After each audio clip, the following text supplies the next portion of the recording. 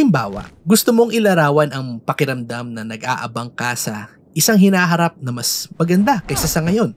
Pwedeng masaya ka, nasasabik, o kaya hindi mo alam kung anong mararamdaman mo. Pero marami sa atin ang nakakaalam sa karanasang yun. Tinatawag natin itong pag-asa. Isa itong kondisyon ng paghihintay at mahalaga ito para maging maayos ang buhay ng tao. Mahalagang konsepto rin ito sa Biblia. Katunayan, maraming salita para sa pag-asa sa sinaunang wika ng Biblia.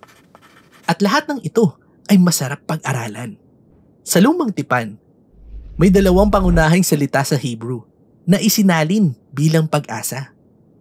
Una ay yakhal. Ibig sabihin ay maghintay.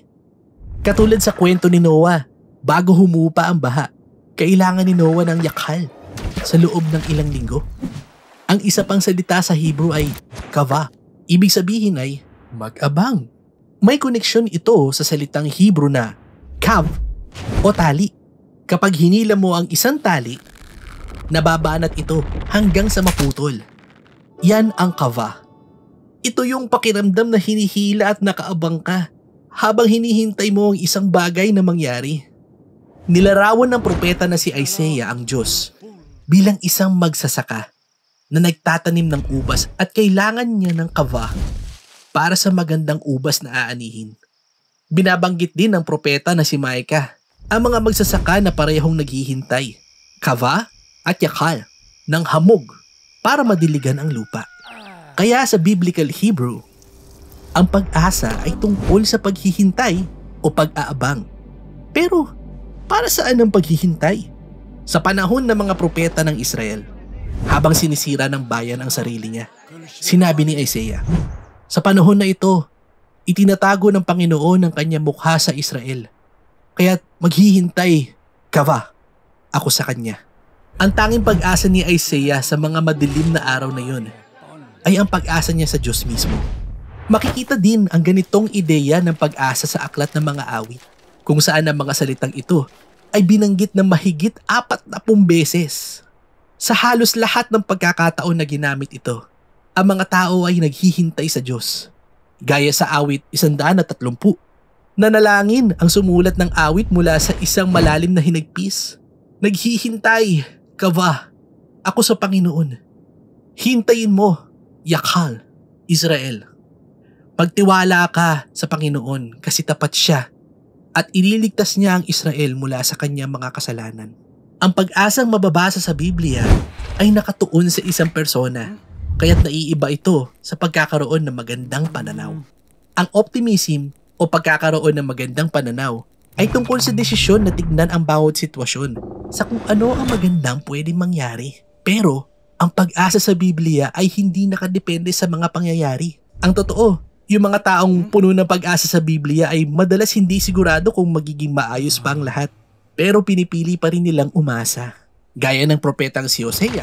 Nabuhay siya sa madilim na panahon na ang Israel ay inaapi ng mga dayuhang imperyo.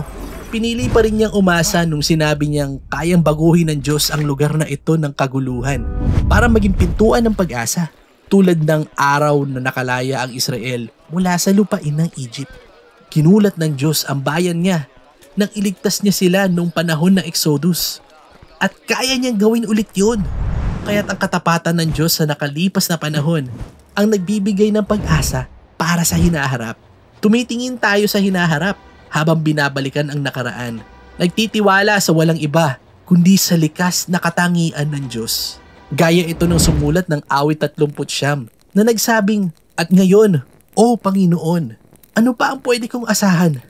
Kava, ikaw ang aking pag-asa. Yakhal. Sa Bagong Tipan, ang mga unang tagasunod ni Jesus ay nakilala sa pamumuhay ayon sa pag-asa. Naniniwala sila na ang pagkabuhay, pagkamatay, at muling pagkabuhay ni Jesus ang nakakamanghang sagot ng Diyos sa ating pagkaalipin sa kasamaan at kamatayan. Ang libingan na walang laman ay nagbubukas ng isang bagong pinto ng pag-asa at ginamit nila ang salitang Greek na elpis para ilarawan ang paghihintay na ito. Sinabi ni Apostol Pedro na ang muling pagkabuhay ni Jesus ay nagbukas ng isang buhay na pag-asa na ang mga tao ay pwedeng ipanganak muli, magkaroon ng bagong buhay at bagong pagkatao. Hindi lang isang beses sinabi ni Apostol Pablo, ang magandang balita tungkol kay Jesus ay naghahayag ng pag-asa, el peace, sa kaluwalhatian. Sa parehong pagkakataon, ang pag-asa, el peace na ito ay batay sa isang persona, ang nabuhay na si Jesus. Nagtagumpay siya laban sa kamatayan. At ang pag-asa na ito ay hindi lang para sa mga tao. Naniniwala ang mga apostol na ang nangyari kay Jesus nung nabuhay siya ulit ay simula pa lang ng plano ng Diyos para sa lahat ng nilikha. Sa mga salita ni Pablo, ito ay isang pag-asa na ang lahat ng nilalang ay maliligtas mula sa pag-aalipin, mula sa pagkawasak tungo sa kalayaan kapag ang mga anak ng Diyos ay pinarangalan na.